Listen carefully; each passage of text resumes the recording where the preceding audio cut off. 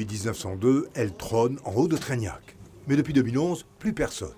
La maison n'a connu que 3 propriétaires. Les derniers, un couple d'étrangers divorcés, est introuvable. Après 4 ans de recherche et de procédures, la municipalité a repris le bien, mais ne sait qu'en faire.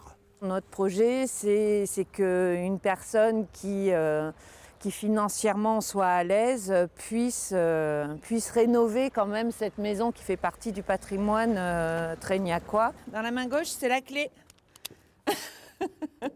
Comme la maison a été squattée, la porte a été forcée. Alors, visite express, au départ, que pour nous. Là, on arrive au premier étage. Voilà.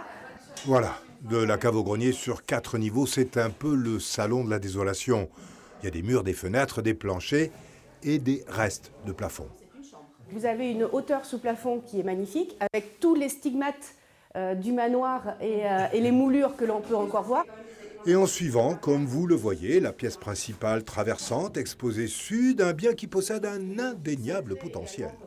Atypique mais charmant en fait, puisqu'on est dans ce qui est très recherché en français, le petit manoir, on se projette tout de suite sur des gros volumes, on ne peut pas dire la vie de château parce qu'il n'y a pas les circonstances de la vie de château.